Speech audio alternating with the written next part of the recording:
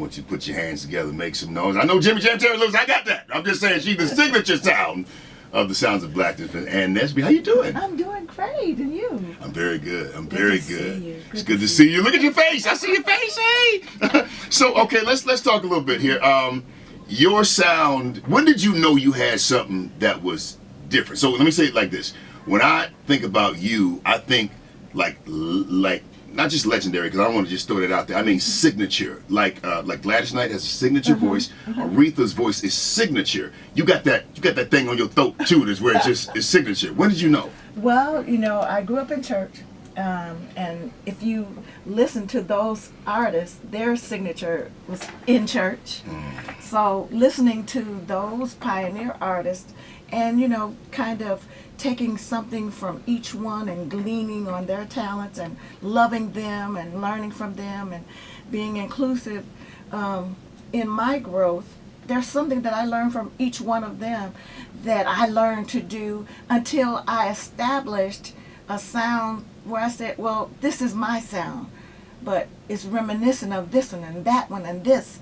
And that's what we do. So growing up in the industry and listening to their music, and I think sometimes as artists, I had an opportunity to share this conversation with Shawnee's, and we were doing an Aretha tribute in D.C. not long ago, and they asked us to lead Aretha songs, and we were laughing and sharing that fact that as artists growing up listening to those great artists, you are listening mainly to the background. You love that person, but we were listening just in case we got an opportunity to sing background Right. on those greats. So we knew everything, all the nuances and everything. So all that's inclusive in what you hear in my voice. So as well. so when I think Aretha, I think you, I think the others, Gladys, I think soul. Those are my favorites. So what makes it say soul though? Because I would imagine that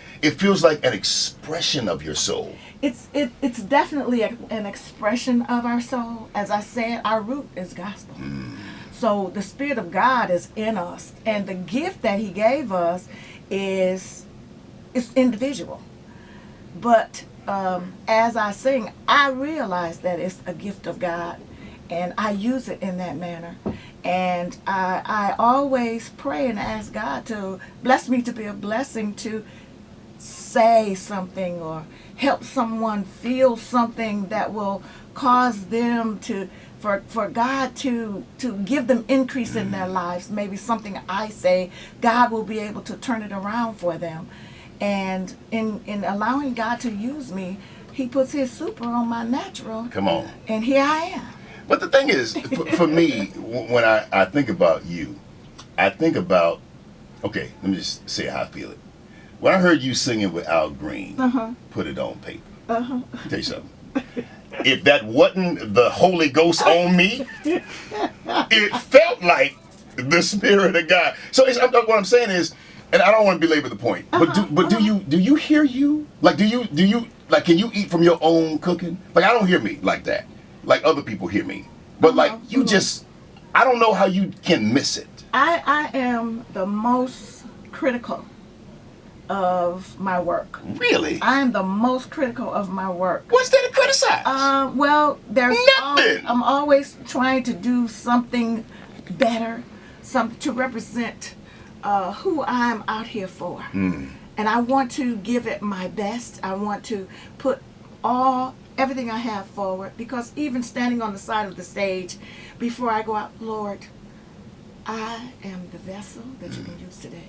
So I want everything that I do, I want it to be all that I have, and then allow Him to do what He's doing. So I'm the most crucial on critiquing. My husband can post something, and I'm like, take that down. And then maybe some of my friends will call and say, man, I really love that. I really love that. But I am very, very particular about what goes out there, because I want people to be blessed, and I want them to hear something that is true. And I feel like whatever is from your heart is what reaches the heart. Yeah, and that's what Sounds of Blackness music is based on. Being a part of Sounds of Blackness and singing the music of a people, from an unapologetic standpoint, is what I loved about being with Sounds of Blackness and being able to sing with them and to be myself, not pigeonholed into just singing my root of gospel music, because I'm always going to have that, because that's my foundation. And I'm a Christian, I am a child of God, so whatever is in you is what's going to come out. Yeah. But being able to appreciate all genres of music and to be able to express all the different types of African American music is a joy within itself. To be able to sing doo-wop and be like Langston Hughes was with his poetry, to be able to represent a people. And Duke Ellington was that kind of artist. So with Sounds of Blackness, I had the best of both worlds. And then connecting with Jimmy Jam and Terry Lewis, who were once artists themselves, then producers, and then record company owners, coming with that first song, Optimistic, to be a blessing. Which is still a blessing to everybody. a people, to uplift their spirits, to encourage them, to tell them to hold on, and better days are coming, and we're here now.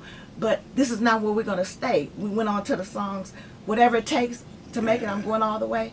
But being with Jimmy Jam and Terry Lewis gave me so much knowledge into the industry. And here we are back again with Till I Found You, with their volume 1 of artists that they've produced over the years.